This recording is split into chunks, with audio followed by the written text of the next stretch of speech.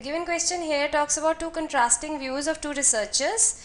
Researcher A says that Ebola is airborne and that it spreads through Ebola spreads through air, and that therefore a person should not be present within 2 kilometers radius of a person suffering from Ebola, otherwise the person who is in that zone will also suffer from Ebola. Researcher B contradicts it. It says that Ebola is not airborne, it can be transmitted through direct contact of the body of the person suffering from Ebola or the bodily fluids of that person. Right. Now, which of the following strengthens researcher's B argument? So, the only option that can strengthen researcher B's argument would be one that strengthens the fact that stresses on the fact that Ebola spreads through bodily touch and bodily bodily fluids of the person suffering from Ebola. Right. So option B therefore makes sense. B says trends suggest that only staff members who shook hands with Ebola patients in a hospital got infected by the disease, which spread through the patient's sweat. So in case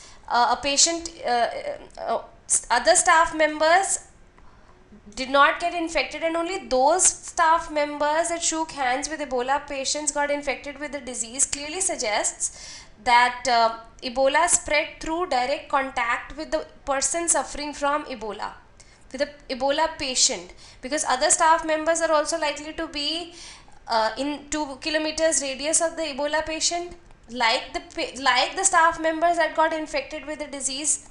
So therefore option B makes complete sense and strengthens researcher B's argument.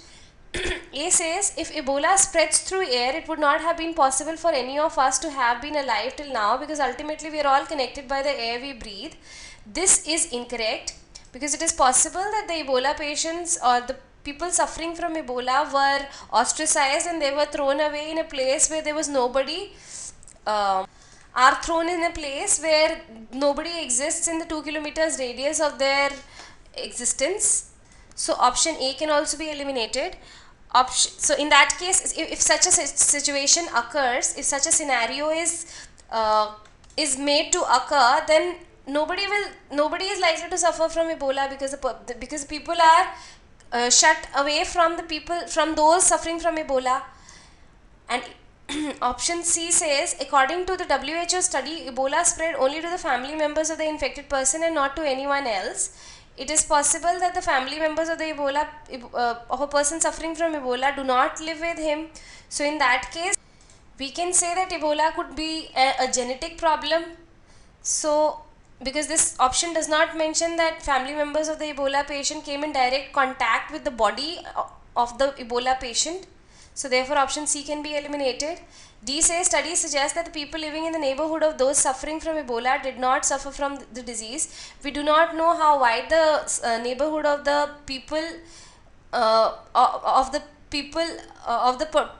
the person suffering from Ebola is. It is possible that the person who is living, a person suffering from Ebola is living in such a house that is outside 2 kilometers radius of his neighbors. So clearly option D can also be eliminated. So the correct answer is option B.